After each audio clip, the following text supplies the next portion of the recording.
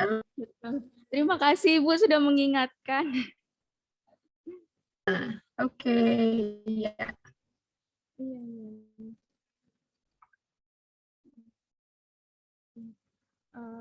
Oke, baik Ibu, saya izin share screen Bu. Ya, silakan.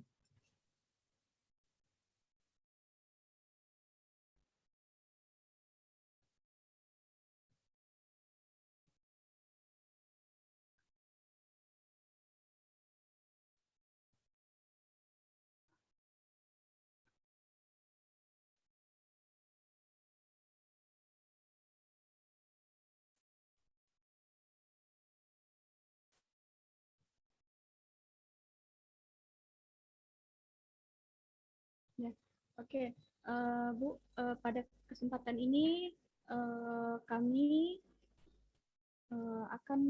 saya akan memaparkan terkait penyusunan panduan PJJ FKIP UISU tahun 2021. Seperti inilah kira-kira Bu buku panduan yang kami buat Bu di FKIP UISU.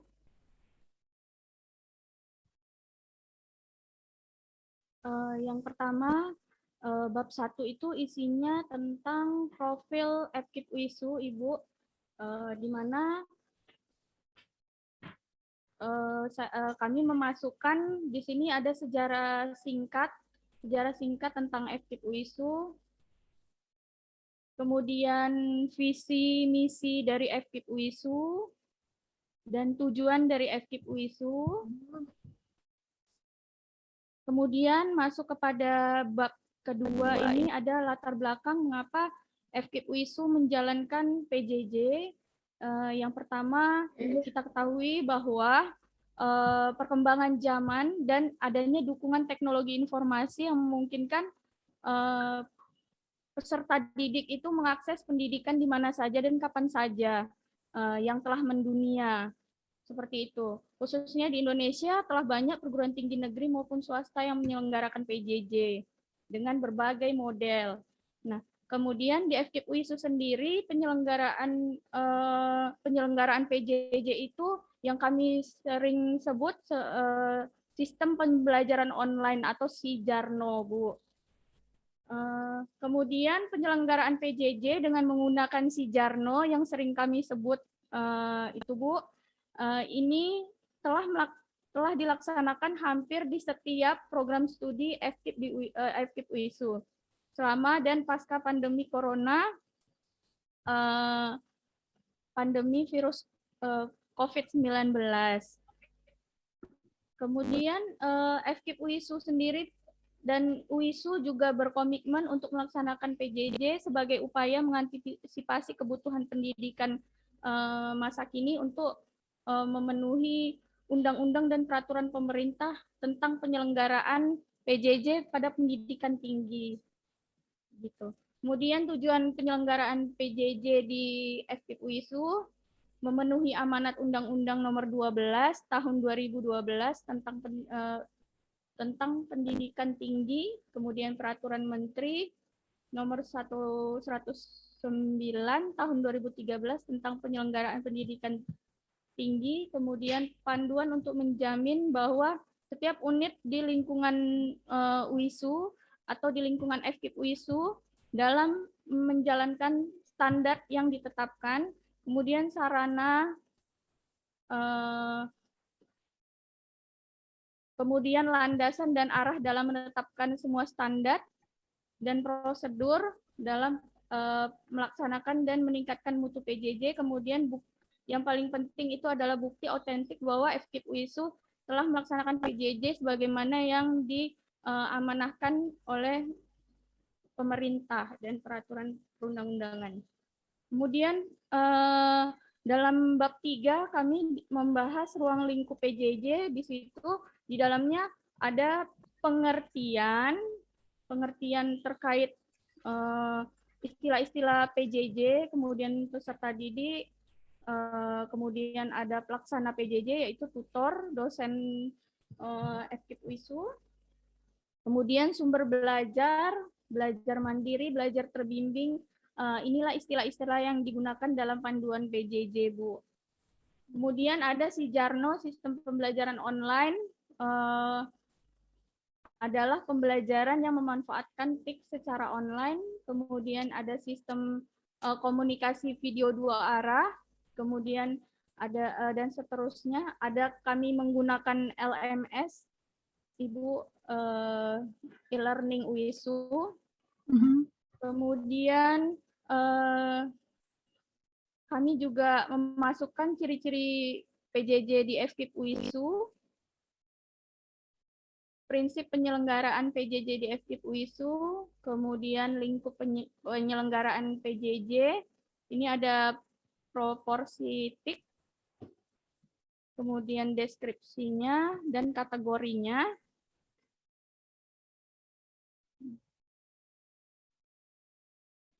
Kemudian implementasi yang bab 4-nya kami bahas tentang implementasi PJJ di FKIP UISU. Ini yang pertama kami bahas di sini adalah desain dan implementasi PJJ. Ini ada 5 langkah merancang PJJ, yaitu menentukan struktur makro, metode pembelajaran berdasarkan CPL dan CPMK sesuai dengan kurikulum masing-masing mata kuliah, kemudian menyusun perangkat pembelajaran, yaitu RPS dan RPP, kemudian memilih mengembangkan media pembelajaran yang kreatif dan inovatif, kemudian menggunakan teknik monitoring dan evaluasi yang tersedia di lembaga penjamin mutu universitas, kemudian menyiapkan implementasi pembelajaran dan membangun pola komunikasi efektif dan empatik. Ini uraian satu-satu dari 5 langkah tadi.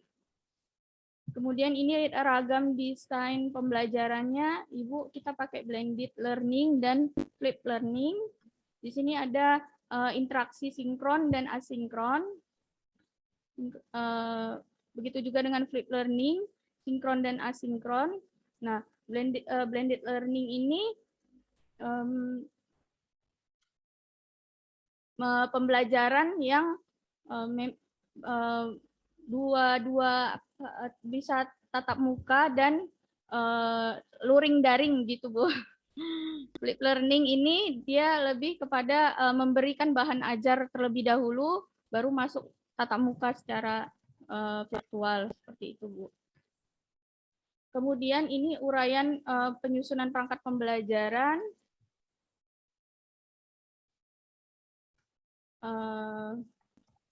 Instrumen evaluasi ini merujuk pada panduan akademik UISU, tatap muka secara daring, ada tugas terstruktur atau tugas kelompok, ini ada materi report, tugas report, jurnal report, mini research, tugas mandiri, kemudian ini penilaian sikap, masuk ke ujian tengah semester dan akhir semester, ini platform daring, kemudian ini jenis interaksinya, sinkron, asinkron. Kemudian ini yang langkah ketiga tadi.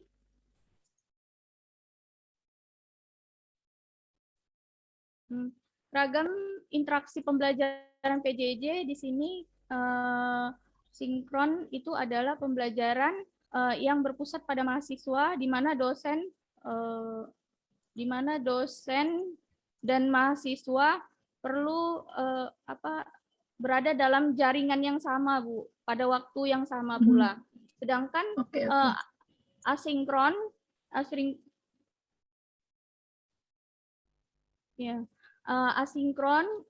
itu adalah pembelajaran yang berpusat pada mahasiswa, di mana dosen tidak perlu berada dalam jaringan yang sama, yang bersamaan. Kemudian media pembelajaran dalam PJJ, kita menggunakan konten-konten video yang kita upload dalam channel YouTube, Ibu, kemudian PowerPoint, kemudian kita juga menggunakan pena digital, papan tulis digital, Dan platform yang digunakan adalah Zoom dan Google Meet. Seperti itu, Ibu. Kemudian di dalam PJJ itu ada prosedur, ada melibatkan mahasiswa dari mitra, yaitu yang pertama prosedurnya itu adalah melakukan registrasi di website UISU, kemudian untuk melengkapi data diri. Yang kedua, mahasiswa memperoleh kartu praregistrasi dengan pilihan S1 MBKM beserta dengan nomor pendaftarannya. Kemudian mahasiswa konfirmasi bahwa sudah melakukan praregistrasi dan mengirimkan bukti registrasi ke bagian akademik melalui grup WhatsApp pelaksanaan PJJ di UISU. Kemudian mahasiswa dapat login Siakat dan mengisi KRS sesuai dengan mata kuliah yang diambil pada program PJJ. Kemudian rincian prosedur perencanaan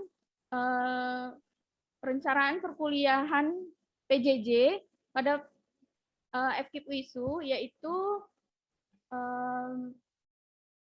mulai dari admin mengirim data mahasiswa, jadwal perkuliahan serta dosen pengampu mata kuliah ke bagian akademik FKIP UISU dan mengarsipkan KRS, kemudian memberi kontak dosen dan mahasiswa.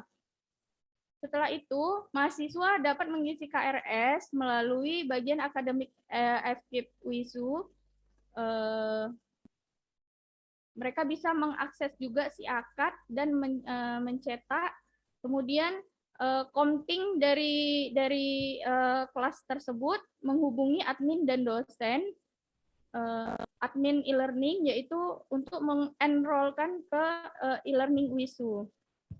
Seperti itu, Bu. Kemudian dosen membuat kelas di dalam e-learning UISU dan mengenrollmentkan mahasiswa ke e-learning UISU. Kemudian GKM sendiri mulai membuat atau merencanakan form monitoring dan evaluasi. Berikut prosedur pelaksanaan perkuliahan jarak jauh FKIP UISU, dimulai dari dosen mengirimkan daftar hadir, RPS, kontrak perkuliahan, materi, video pembelajaran ke e-learning UISU minimal H-1 sesuai dengan jadwal. Kemudian mahasiswa mengisi absen di e-learning UISU dan berdiskusi dengan dosen melalui grup WhatsApp, video konferensi atau e-learning UISU pada jadwal perkuliahan. Kemudian dosen melaporkan absensi ke admin untuk direkapitulasi, kemudian menerima surat pemberitahuan dari maaf Ibu, kita ke sini. Kemudian mahasiswa melaksanakan tatap muka secara virtual, kemudian bisa menonton video pembelajaran dan mempelajari materi perkuliahan. Kemudian mencatat apa saja pertanyaan yang akan didiskusikan pada tatap muka. Seperti itu.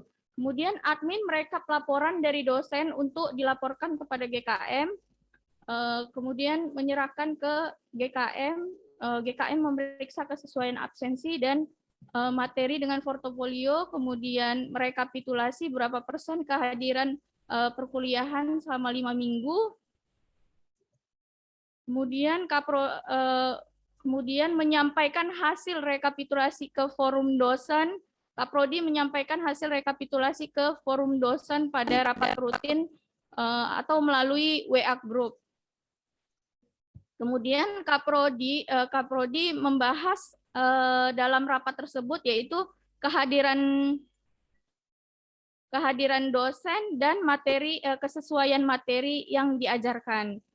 Kemudian kalau sesuai dia dinyatakan selesai, namun kalau belum sesuai materi pembelajaran eh,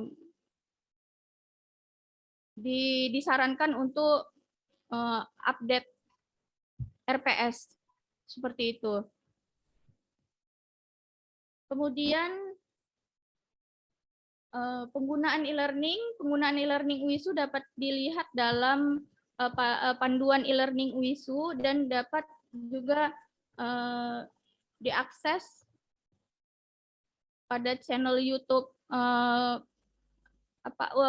Universitas Humas UISU seperti itu. Kemudian akun e-learning diperoleh dari unit pusat komputer atau Puskom melalui permohonan ketua program studi. Kemudian mahasiswa dapat mengakses e-learning kapan saja dan di mana saja selama terhubung dengan jaringan internet. Seperti itu, Bu. Kemudian standar mutu penyelenggaraan PJJ itu dibahas standar isi, standar proses, standar kompetensi lulusan, standar calon peserta didik, pendidik, dan tenaga kependidikan. Kemudian standar sarana prasarana, standar pengelolaan PJJ, standar pembiayaan PJJ, dan standar penilaian. Kemudian kita dalam bab 6, di sini dimasukkan penjaminan mutu PJJ. Seperti itu, Bu. Pelaksanaan penjamin mutu PJJ dilakukan secara berkala oleh LPM Universitas, LPMF, dan GKM berdasarkan indikator-indikator sebagai berikut. Inilah poin-poinnya, Ibu. Seperti itu. Kemudian referensi pembuatan panduan juga salah satunya kami mengadopsi dari Panduan Pendidikan Jarak Jauh Universitas Islam Sumatera Utara tahun 2021, Ibu. Program PJJ yang sedang berlangsung di Prodi Pendidikan Kimia FKIP UISU, kami melaporkan, Bu, mitra kerjasama STKIP 5 NTB, yaitu Prodi Pendidikan Kimia dan Prodi Pendidikan Fisika. Prodi Pendidikan Kimia FKIP UISU melaksanakan perkuliahan melalui e-learning UISU. Kemudian dosen Prodi Pendidikan Kimia UISU memiliki channel YouTube, Bu, masing-masing untuk pembelajaran, untuk video pembelajaran kimia, Bu. Berikut, Bu, channel YouTube masing-masing dosen program studi. Mudah-mudahan, Bu, subscribernya bisa banyak dan jam tayangnya bisa monetisasi.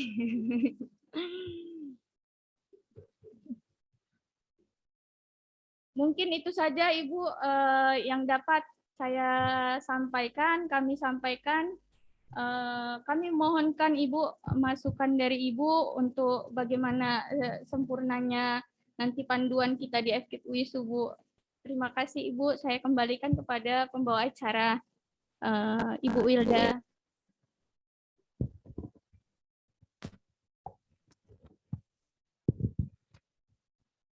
Terima kasih kepada Ibu Dian. Selanjutnya kami berharap masukan untuk perbaikan penyusunan panduan PJJ FKIP UISU.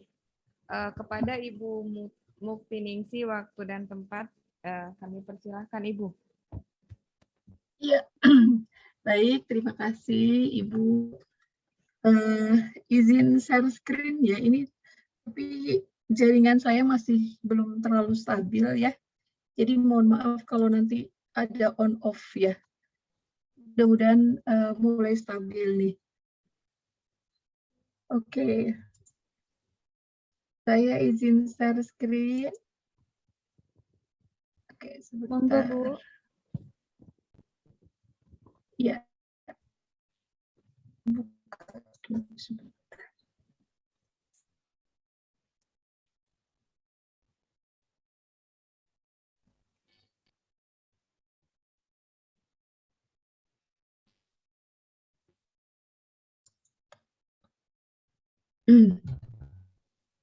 Dan Ibu-ibu,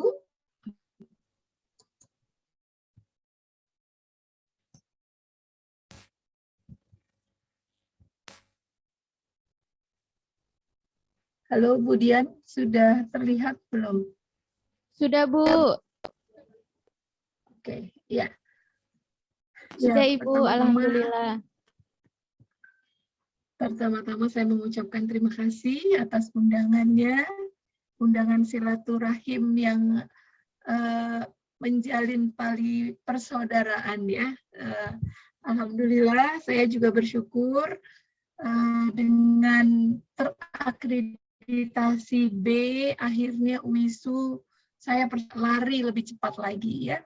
Jadi mudah-mudahan setelah akreditasi B ini, setelah akreditasi B, kemudian banyak kesempatan-kesempatan yang diperoleh oleh teman-teman untuk bangun kualitas program studi. Saya juga berharap mendengar bahwa jumlah mahasiswanya juga sudah bertambah ya. Jadi akreditasi ini membawa dampak positif terhadap peningkatan kualitas program studi individu. Ya, saya berharap nanti ada doktor juga, kemudian tadi ada kandidat doktor lagi, profesor, ya ini hal yang sangat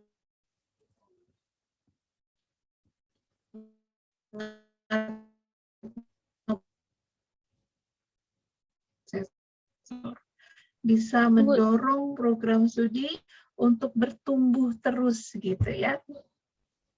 Terdengar tidak suara saya? Saya Ya, takut terdengar, jaringannya Ibu. kedengarannya. Oke, baik. Iya, Bu. Yang kedua, saya mengucapkan selamat ya, selamat untuk WISU.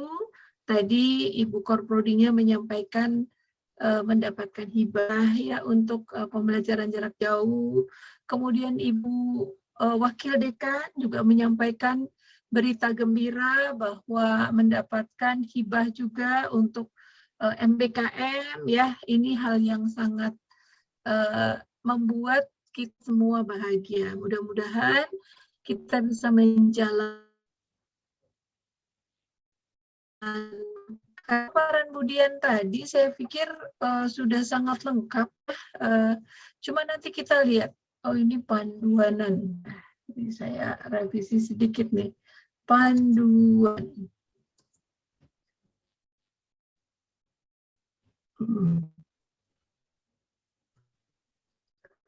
Banyak ya.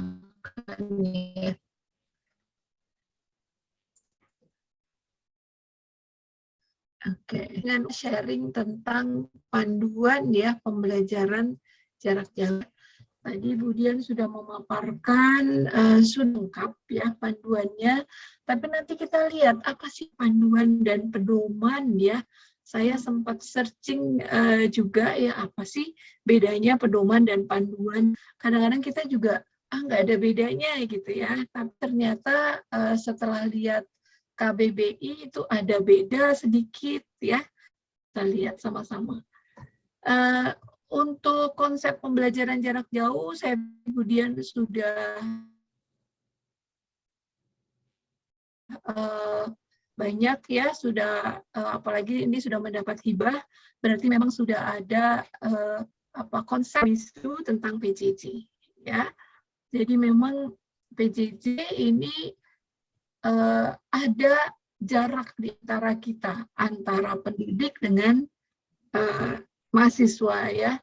Tetapi sekali lagi dengan teknologi informasi ternyata jarak ini tidak memisahkan. Jadi kita tetap bisa terhubung antara mahasiswa dengan kita walaupun kita berbeda. Contohnya kita sekarang ya, kita bisa bersilaturahmi ya, kita bisa bertatap muka dengan saya di Jakarta, Ibu di Medan ya. Nah, ini kan tidak ada jarak di antara kita untuk bisa berkomunikasi ya. Kemudian secara umum prinsip PJJ juga harus dibuat lebih fleksibel ya. Kemudian pemerataan kualitas pendidikan menjadi lebih baik ya. Nah, ini yang saya pikir tadi Bu Dian sudah menguraikan lebih banyak ya, lebih jauh. Saya mungkin akan langsung memberikan masukan-masukan apa yang tadi dipaparkan oleh Bu Dian. Ini mungkin konsep-konsep dasar tentang PJJ, ini saya akan kirimkan saja, pasti Bapak Ibu atau teman-teman sudah melihat konsep ini ya, karena saya mengambil juga dari aturan-aturan yang ada di Kemendikbud. Nah, saya langsung masuk ke memberikan masukan ya, Bu Dian ya. Oke, nah, karena teman-teman ini sedang saya baca juga panduan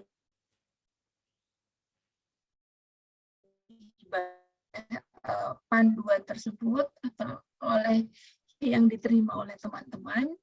Ada beberapa hal, mungkin point of view penyusunan panduan PJJ dengan dana hibah. Ya, yang pertama perhatian sistematika hibahnya. Ya, di setiap pemberi hibah itu biasanya mereka meminta luarannya mau seperti apa, gitu ya. Nah, kalau saya lihat ini sistematikanya.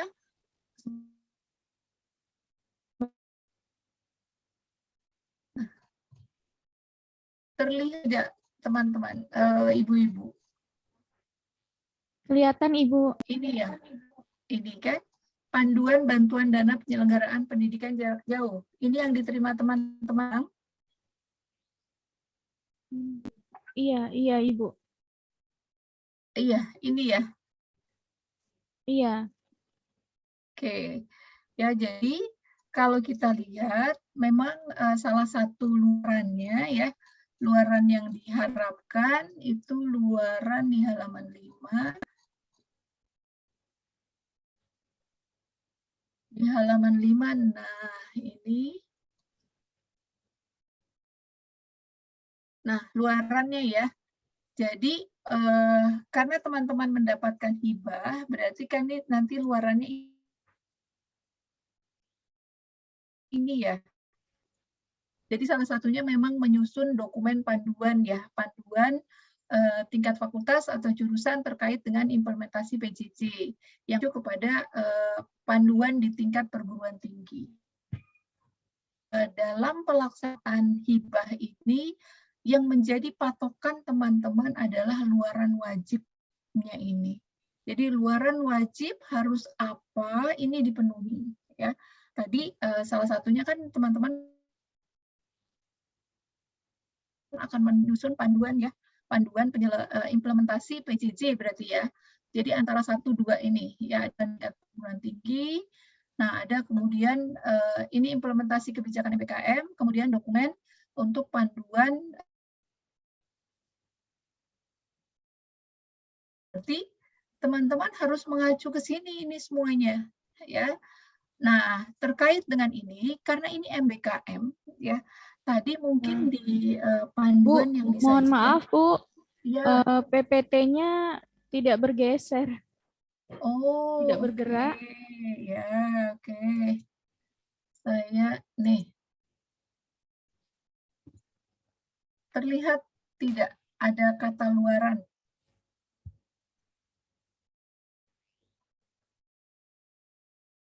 Iya, itu panduannya, panduan hibah. Iya, ini panduan hibahnya kan. Berarti teman-teman kan sedang mendapatkan hibah ini ya. Iya, Ibu. Ya, jadi sekali lagi saya ingatkan untuk supaya hibah ini bisa dipertanggungjawabkan dengan baik, kita berpatokan pada luarannya ya. Luaran wajibnya ini kan dokumen terkait implementasi BKM, dokumen panduan di tingkat fakultas atau jurusan terkait implementasi PJJ yang mengacu kepada panduan di tingkat perguruan tinggi. Ini ya yang akan kemudian buat ya sama teman-teman ya. Iya, Ibu. Ya, Iya. oke. Iya. Ya, jadi di sini memang dimintanya panduan ya. Nah, saya balik lagi ke yang tadi PPT ya.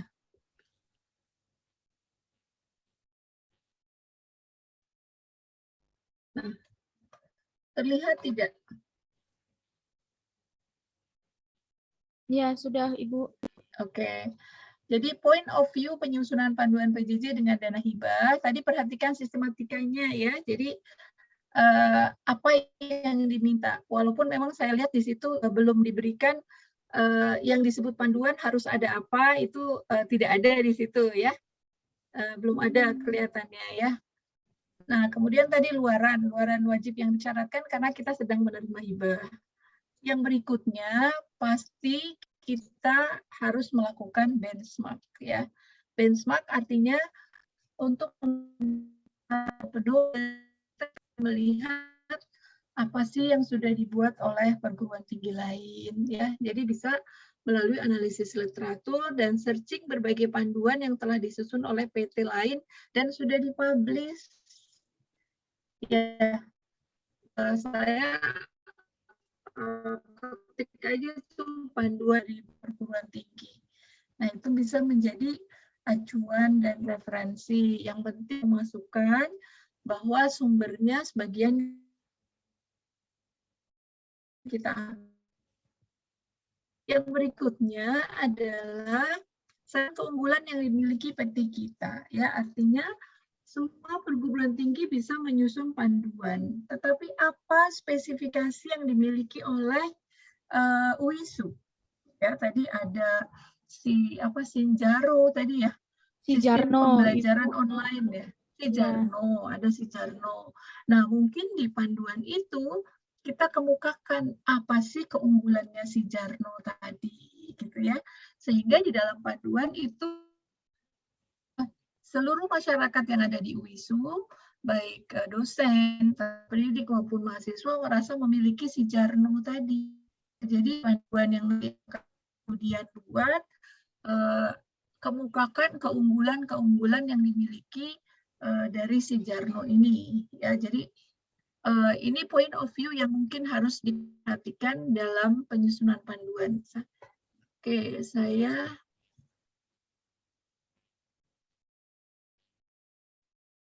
balik ke sini dulu ya.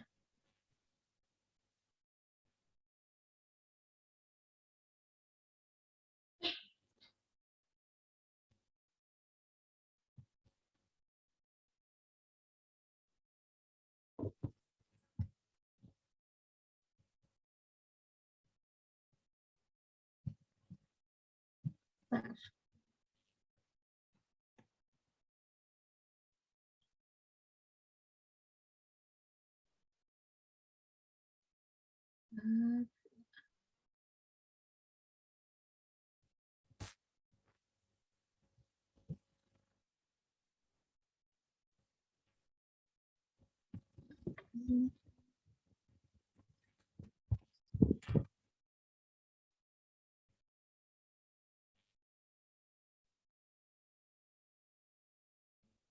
Saya lanjutkan. Ya, baik. Terlihat?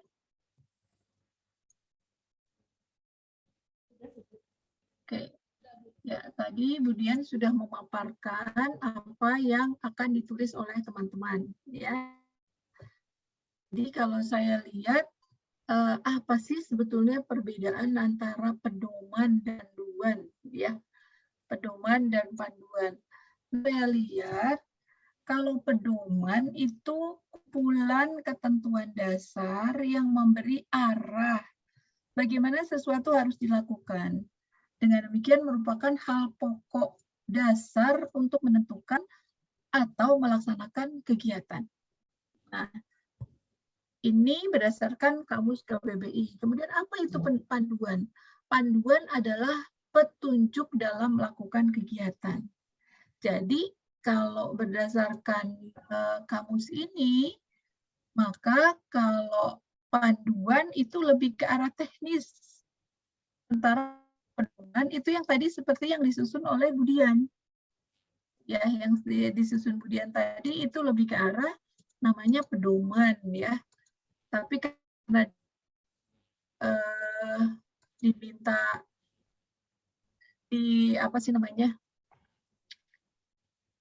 di luarannya itu dimintanya panduan, ya, maka ini teman-teman bisa lihat perbesar ya. Bisa dilihat Bu Dian, teman-teman? Oke, ya. Jadi antara pedoman sama panduan ini memang agak sedikit orang anggapnya sama gitu ya. Kadang saya juga nganggap udah sama gitu loh isinya. Ternyata kalau lihat dari KPBI itu pedoman lebih luas jangkauannya ya. Nanti saya berikan juga contoh-contoh yang mana pedoman, yang mana panduan ya. Oke. Nah, tadi sudah kalau sistematikanya ya, sistematika saya lihat saya baca berbagai pedoman-pedoman atau panduan-panduan yang diselenggarakan oleh berbagai perguruan tinggi, termasuk UNJ, ya. Ini memang sistematika standar itu ada seperti ini, ada latar belakang. Tadi di kemudian ada profil ya, ada profil nggak apa-apa ya. Artinya itu kan ini standar minimal yang harus ada. Latar belakang, tujuan penyelenggaraan, latar belakang itu apa, memberikan penjelasan mengapa panduan tersebut disusun.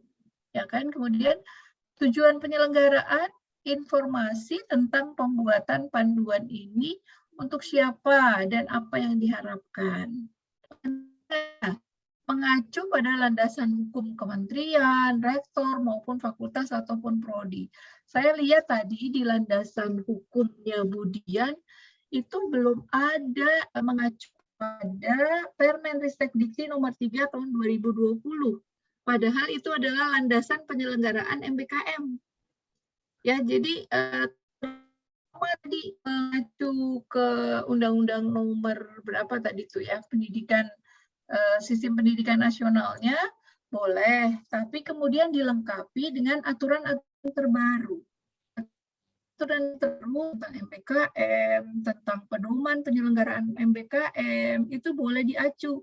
Karena sebetulnya penyelenggaraan PJJ ini selain untuk mengantisipasi adanya pandemi COVID, juga memang untuk mendukung implementasi Merdeka Belajar Kampus Merdeka kan. Jadi MBKM-nya itu juga belum masuk tadi di latar belakang. Saya lihat belum ada masuk MBKM. Padahal di pemberi hibah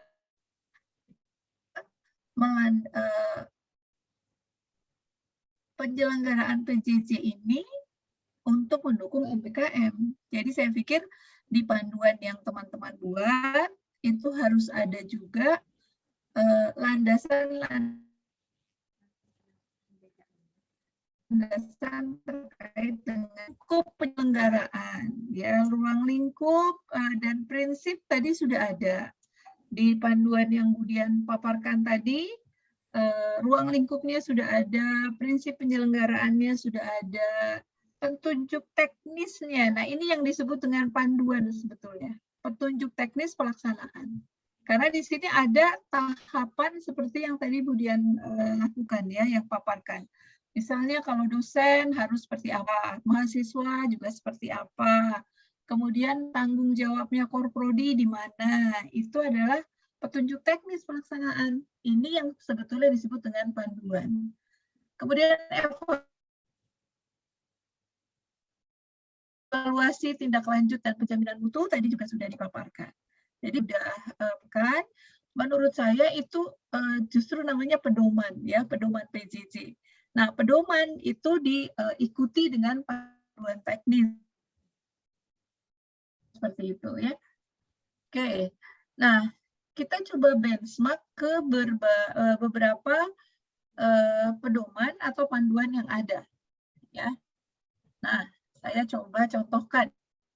Ini adalah saya yang diselenggarakan oleh Universitas Negeri Jakarta. Ya, apa sebetulnya? Nah, terlihat tidak PDF-nya? Terlihat. Lembaran awal aja yang paling nampak itu. Iya, masih lembaran awal. Nah, ini kita sebut sebagai pedoman. Terbaca tidak pedoman implementasi? Tidak terbaca? Belum, Bu. Masih lembaran awal. Belum. Oke, harus share screen ulang ya, stop share. Masih PPT yang terlihat ya? Oke, ini. Sudah terlihat? Ini lagi proses saya. Sudah itu. Sudah. Lihat. Oke, ini pedoman ya, pedoman implementasi Merdeka Belajar di Universitas Negeri Jakarta. Ya. Ini diawali dengan SK rektornya, ya. Diikuti dengan kata pengantar. Nah, kita lihat daftar isinya. Daftar isinya ini adalah ada pendahuluan, ada kebijakan, rambu-rambu, panduannya. Jadi di dalam pedoman itu ada panduan. Jadi panduan itu lebih teknis dibanding. Jadi kalau panduan itu sudah masuk ke hal yang teknis penyelenggaraan. Ya ini mungkin bisa nanti buat kita lihat ya. Nah ini yang UNJ ya, ini pedoman ya. Sekarang kita lihat misalnya yang lain. Oke.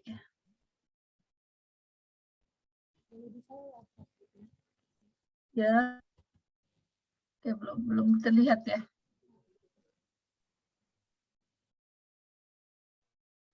Oke. Sudah lihat?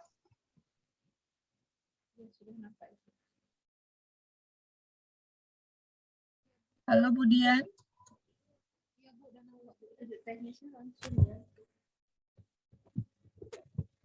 Iya, Bu, sudah kelihatan, Bu. Sudah ya. Nah, tadi itu pedoman. Pedoman penyelenggaraan MBKM ya. Sekarang coba kita lihat yang panduan ya. Panduan PJJ ya. Kita lihat linknya nggak nampak ya. Belum, Saya Bu. harus stop share lagi ya. Oke. Nah, ini oke. Sudah kelihatan belum?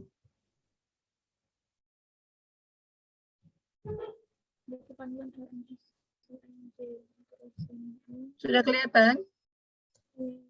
Iya, Bu, sudah, Bu. Oke. Panduan. Di UNJ kami punya 2 buku panduan terkait dengan PJJ untuk LMS ya. Buku panduan untuk dosen dan buku panduan untuk mahasiswa. Ini yang saya paparkan ini atau yang saya tampilkan ini adalah buku panduan untuk dosen. Ya. Apa saja sebetulnya yang ada di dalam panduan ya?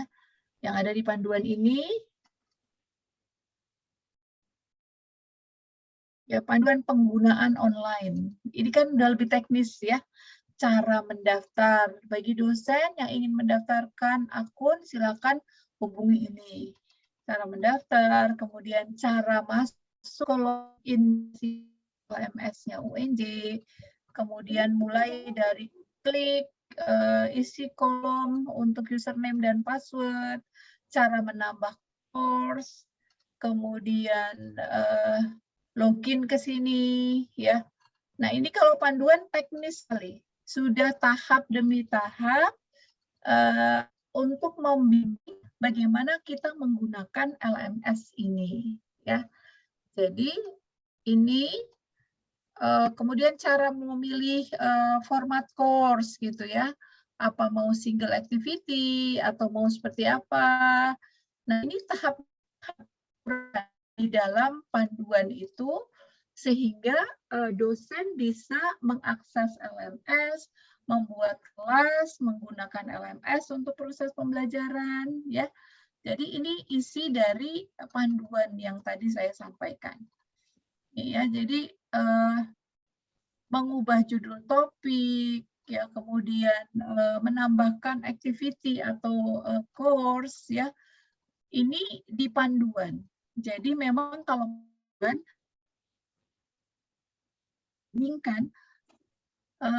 panduan itu sangat teknis. Nah, kalau tadi yang dipaparkan adalah landasan hukum dan seterusnya, itu adalah pedoman. Ya, kita lihat lagi. Kita lihat lagi untuk yang katakan ini. Oh, ini. Oke. Ini saya coba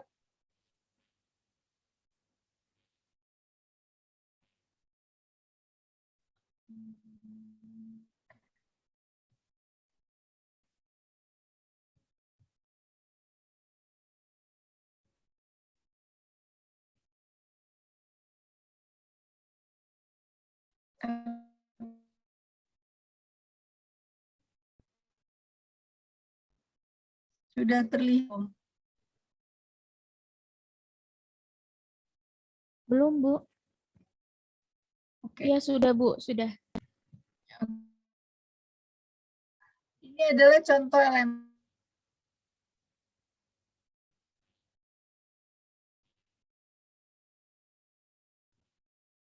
Alkana namanya. Saya coba.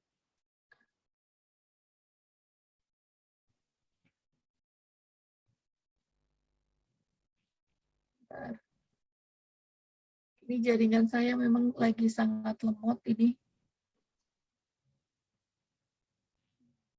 Alamat website enggak? Kelihatan, Bu. Kelihatan ya? Oh, oke, sorry, saya udah kelihatan. Nah, ini LMS-nya, Alkananya Prodi Pendidikan Kimia. Nah, di Prodi Pendidikan Kimia ini, misalnya saya mengajar di program studi apa? Saya mengajar di program studi S1 Pendidikan Kimia, S1 Kimia, program studi S2 Pendidikan Kimia.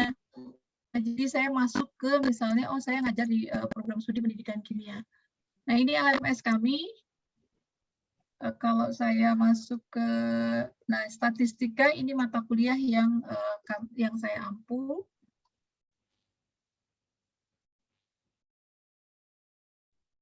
Nah, ini adalah LMS-nya Alkananya Prodi Pendidikan Kimia UNJ.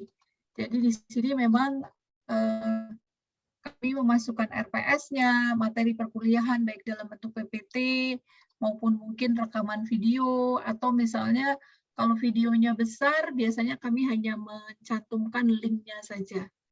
Ya, ini untuk LMS-nya Prodi, ya. Nah, LMS UNJ ini memang kami punya dua LMS, satu LMS yang dikembangkan oleh Prodi, ini biasanya memang spesifik untuk kegiatan Prodi, ya. Kemudian ada satu lagi LMS yang dikembangkan oleh UNJ. Oke, saya coba.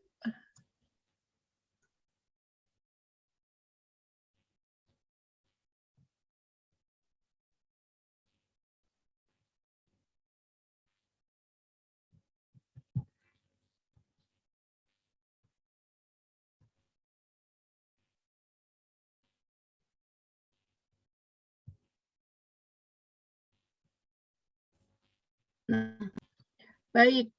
Saya juga melihat beberapa LMS yang lain, ya, atau beberapa panduan yang lain. Mungkin teman-teman juga bisa melihat yang dimiliki oleh STKIP BBG Banda Aceh. Nah, mereka juga membuat panduan yang lumayan bagus. Saya sudah lihat beberapa.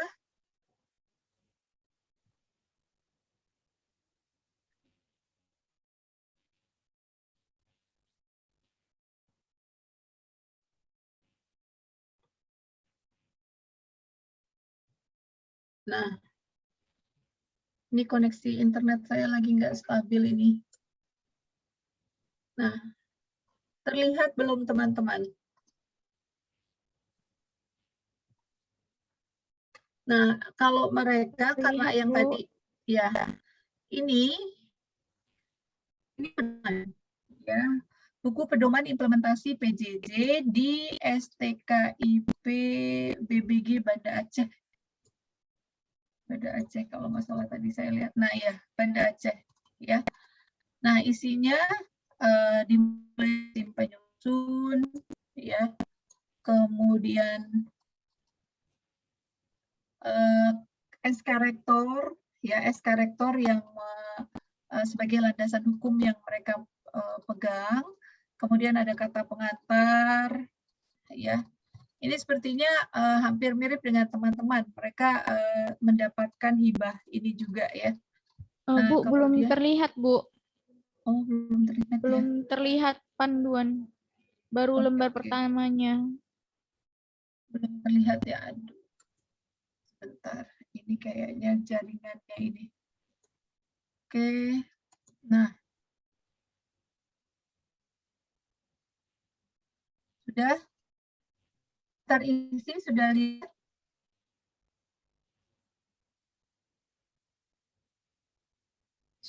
Sudah Ibu. Sudah terlihat.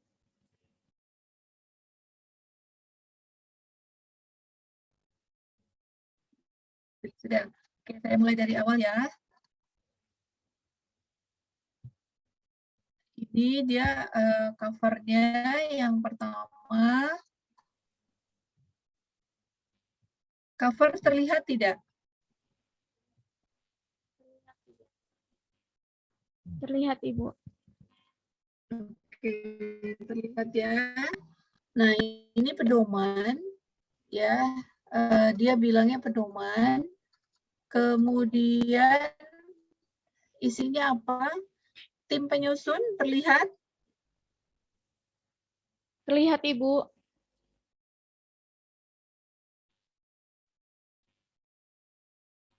Oke, terlihat SK Rektornya. Kemudian ada kata pengantarnya. Daftar isi, terlihat daftar isi? Terlihat, Ibu. Oke, daftar isi. Nah, ini sederhana, tapi isinya lumayan bagus. Ya, artinya simple dia. Dia buatnya simple dari tim penyusun, lembar pengesahan, kata daftar isi, bab satunya pendahuluan, ya, latar belakang, tujuan buku pedoman, tujuan PJJ, pembelajaran jarak jauhnya, mulai dari pengertian, ciri-ciri, prinsip penyelenggaraan, prinsip PJJ, implementasi. Nah, desainnya, ragam metodenya, medianya yang dia pakai, ya. Nah, kalau tadi saya pikir karena harus ada evaluasi dan tindak lanjut dan penjaminan mutu. Ya. Jadi memang benchmark itu akhirnya menghasil informasi apa yang kita bisa tambahkan sesuai dengan gitu ya. Jadi dari beberapa yang saya sampaikan, sebentar saya cari beberapa. Ya. Ini KIP, kemudian ini. Nah, ini saya lihat juga UI ya.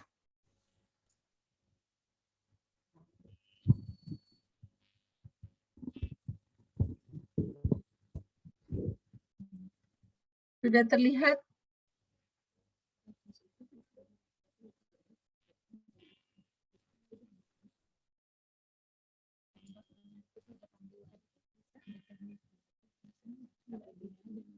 Ini panduan PJJ-nya UI. Terlihat tidak, Budian? Terlihat, Bu. Oke, ya. Jadi dari contoh-contoh ini ya, saya coba klik.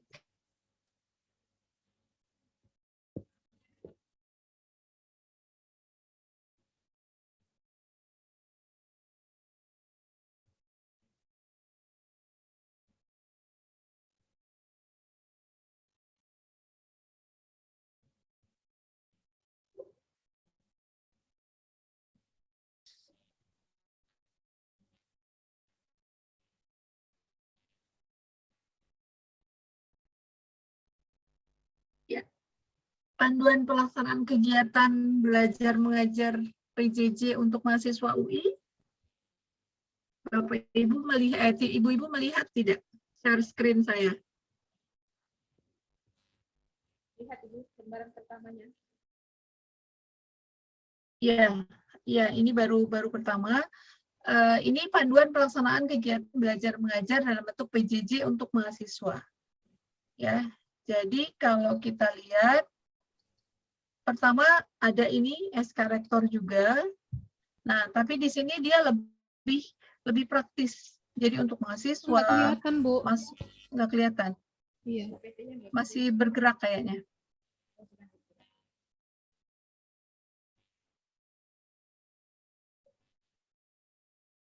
Oke, saya coba itu deh, share ulang aja deh ya.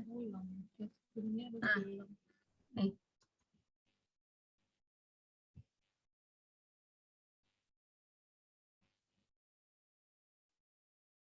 Terlihat? Terlihat Ibu. Oke. Ya, untuk panduan pelaksanaan kegiatan belajar mengajar dalam bentuk PJJ mahasiswa UI. Nah, dia panduannya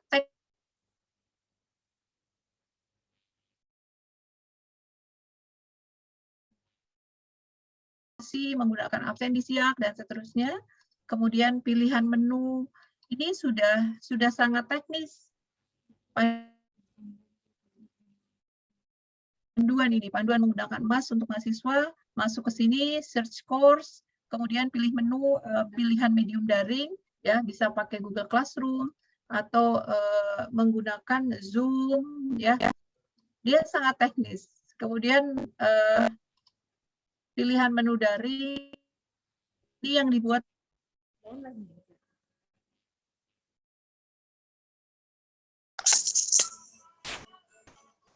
Nah, artinya dari sini teman-teman bisa melihat apakah yang akan dibuat itu panduan atau pedoman.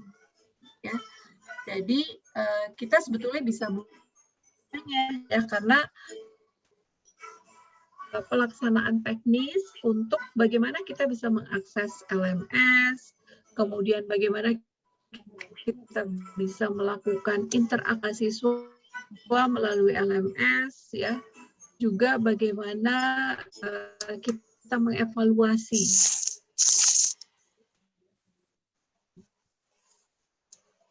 apakah pembelajaran daring maupun luring atau online itu harus mengacu kepada ketercapaian pembelajaran.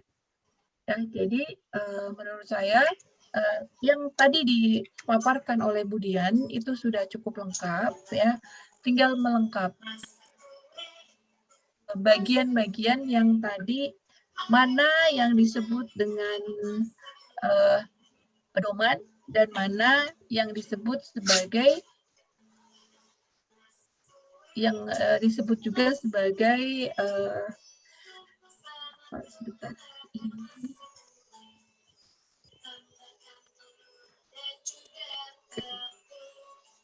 mana yang disebut sebagai pedoman dan mana yang disebut tadi, dan dari harapan yang disampaikan oleh Bu Dian pada pertemuan, mungkin kita bisa lebih intens untuk bisa berdiskusi dan berbagi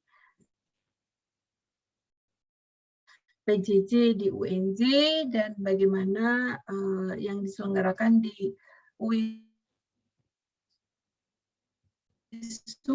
dan bagaimana penyusunan pedoman atau panduan gitu, ya. Oke, silahkan, itu dari saya. Mohon maaf kalau ada hal-hal yang kurang, ya. Nanti materinya akan saya kirim dan contoh-contoh tadi juga saya akan kirim. Semoga bisa menjadi referensi. Saya kembalikan kepada MC.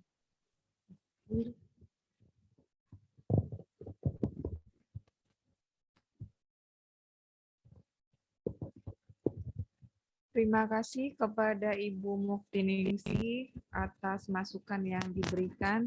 Ini mohon izin Ibu, ada sedikit pertanyaan dari Ibu Dr. Julia.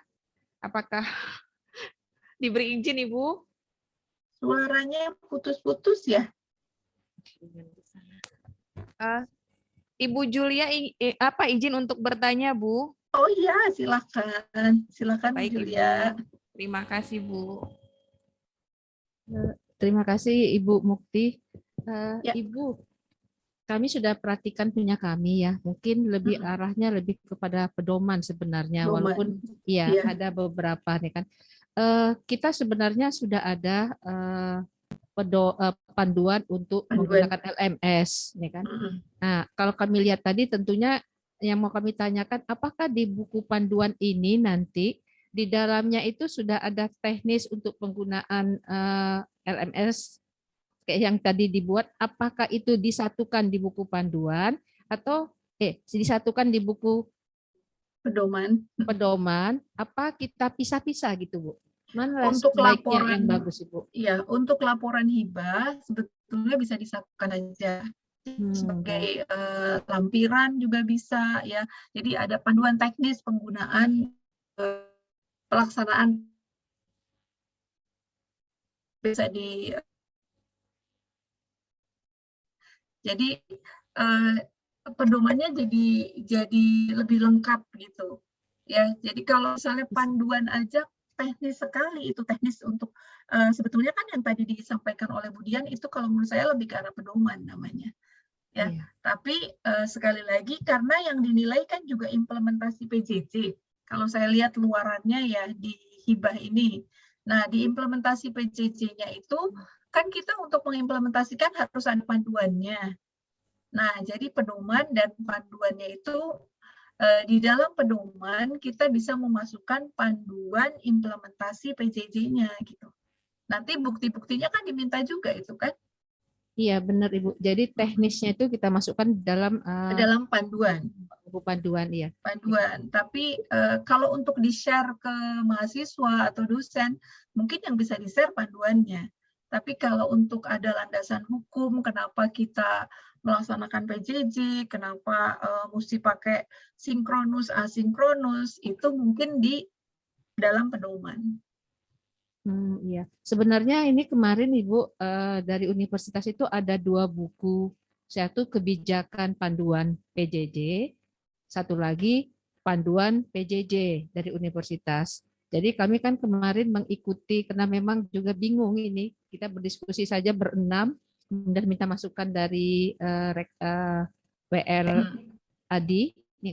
Kemudian terjadilah seperti ini. Tapi sekarang kami sudah paham, ya kan? Ternyata teknisnya juga harus ada di dalam buku panduan ini, ya Ibu semuanya. Jadi kalau begitu kebijakan-kebijakan itu bisa kita keluarkan dari panduan ya Ibu? Kalau Bu Julia mau bilang panduan saja, itu mungkin tidak usah pakai kebijakan, itu tidak usah. Tapi kalau mau sekaligus pedoman ya, pedoman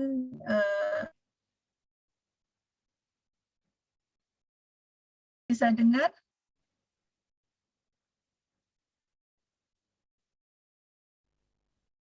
Halo? Agak putus-putus Ibu. Iya. Kalau secara teknis yang akan dikatakan diimplementasikan di lapangan, itu mungkin kalau teknis-teknis kan misalnya mahasiswa nggak perlu tahu kan pedoman landasan hukum, itu kan sepertinya kajian akademik itu adanya di pedoman. Tapi pada saat kita kalau implementasi teknis itu kan dosen mahasiswa lebih ke arah implementasi teknis ya. Nah, itu ada di panduan. Baik, Ibu. Jadi memang artinya ini seperti tadi kan seperti ada lembaran khusus yang kami lihat dari UNJ tadi ada lembaran khusus tentang bagaimana dosen melakukan kegiatan PJJ ya secara teknis nih kan.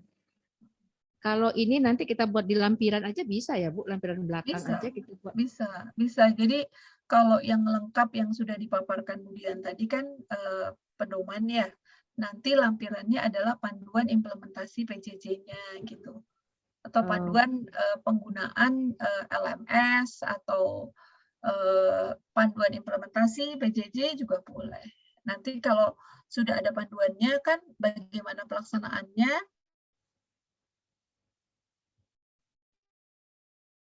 itu juga diminta. Pastinya kita dalam proses pembelajaran kan mulai sekarang kan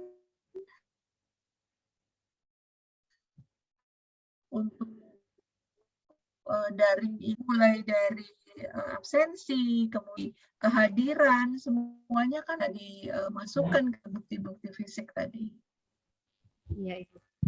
Baik Ibu, terima kasih. Ini kita setelah ini tentu kita akan rembuk ya, bagaimana memperbaiki ini supaya lebih mengikuti prosedur buku pedoman dan buku panduan.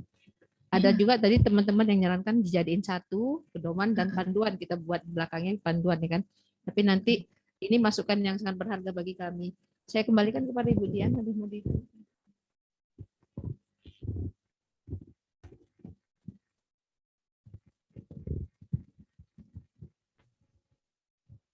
Terima kasih Ibu. Masukannya sangat bermanfaat bagi saya yang pemula Bu dalam menyusun sebuah panduan gitu.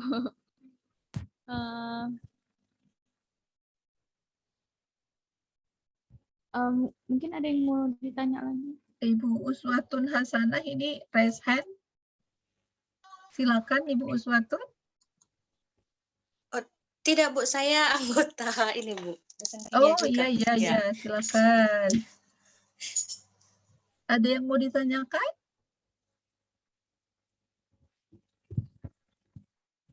Bu, izin Bu. Ya. Kalau ini kan panduan PJJ tingkat fakultas Bu. SK-nya itu biasa SK dekan atau SK rektor yang baiknya ya Bu? Sudah ada belum panduan PJJ level universitas? Kalau memang sudah ada, berarti bisa SK dekan kan? Karena yang apakah ini khusus? Nah, kan sebetulnya Pustikomnya, pusat teknologinya itu kan seuniversitas ya. Arahan khusus terkait dengan fakultas itu mungkin bisa SK dekan. Tapi kalau misalnya ini bisa berlaku umum untuk setiap fakultas, itu SK rektor. Jadi tergantung sekarang yang mendapatkan hibah ini FKIP ya. FKIP-nya saja atau UISU secara Prodi. Di bawah universitas Prodi Ibu. bisa. Kalau begitu, ya ini memang harus dikonsultasikan juga ke bagian hukum tata laksana ya atau hutalak. Nah itu biasanya apakah boleh hanya SK dekan atau SK rektor. Kalau yang SK dekan itu biasanya spesifik hanya berlaku di fakultas itu saja. Tapi kalau bisa berlaku secara umum itu dibuat SK rektor gitu. Terima kasih Ibu. Ya. Bu, ada tambahan dari Bu Juli Bu. Iya, silakan Bu Juli.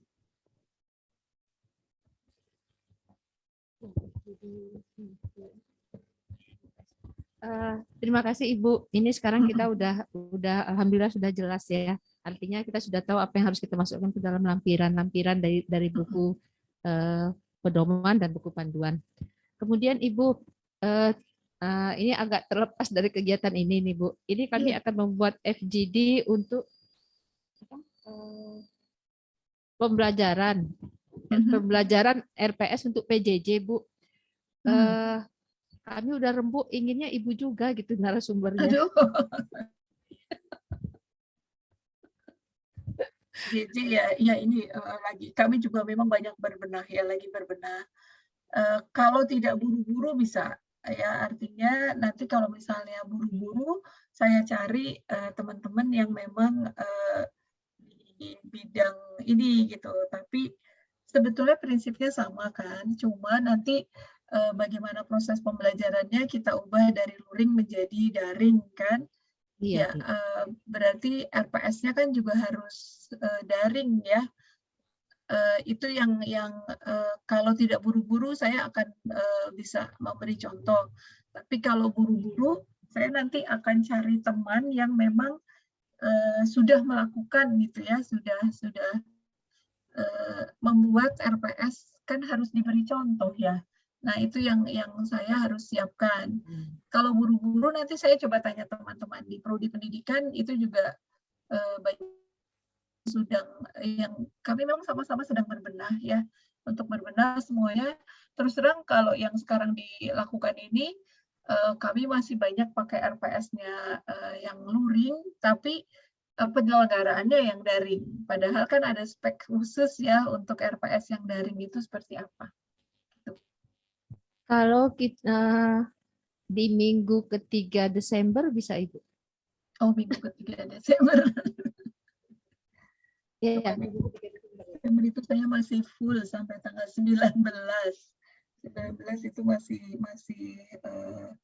masih full ya. Tapi kalau sesudahnya mungkin bisa. Tapi nanti juga coba saya tanya ya, kan juga banyak yang memang teman-teman di pendidikan kimia yang bagus juga lah gitu loh ininya. Nanti coba saya tanyakan kalau memang minggu ketiga ada teman-teman yang bisa. Saya rekomendasi sih Bu Maria ya. Mungkin Bu Julia Ibu tahu Maria. kan? Iya. Ya, Bu Maria Kenal. itu kan memang bidangnya teknologi pendidikan. Nah, kalau dia bisa, saya akan sampaikan. Kalau misalnya mudah-mudahan sih Bu Maria juga bisa ya.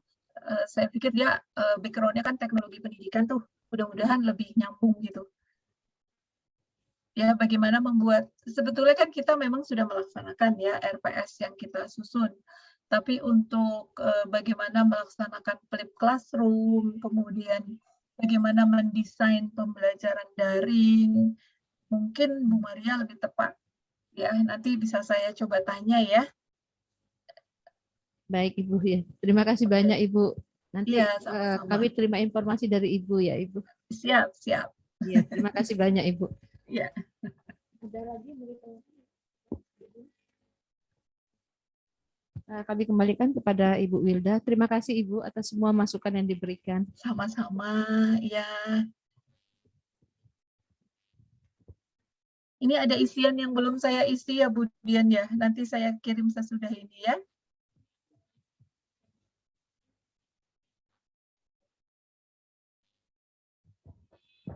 Ya Bu, absensinya mohon diisi Ibu. Sudah.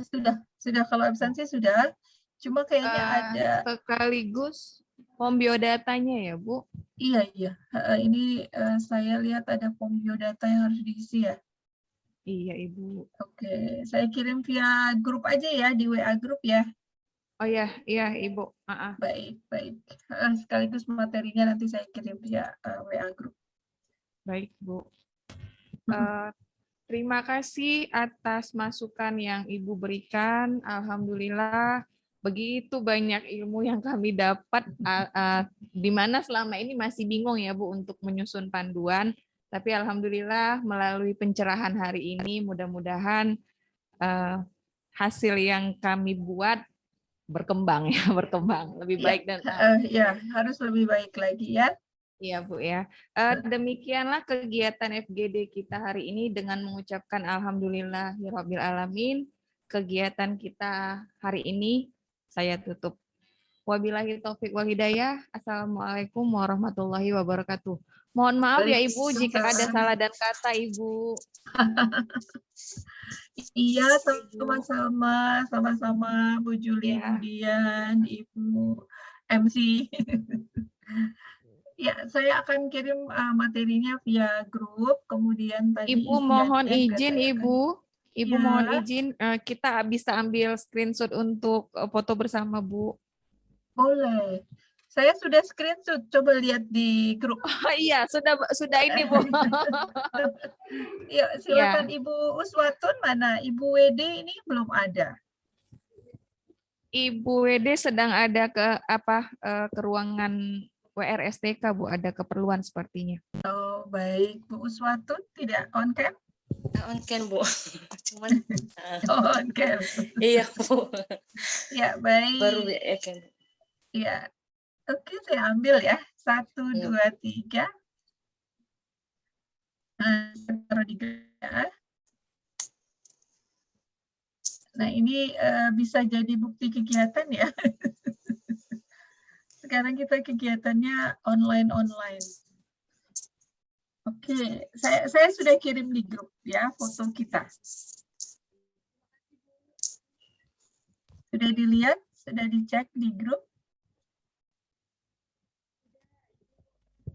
Di grup FD Panduan Ya, sudah IPUISU. masuk Ibu. Terima kasih Ibu. Iya. Sama-sama.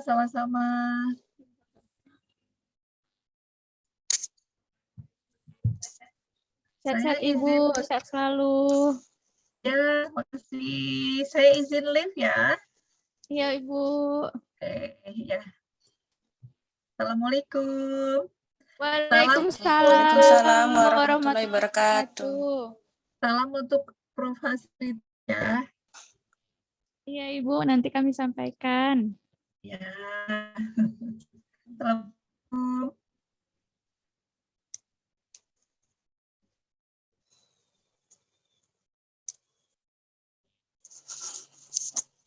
Cepat.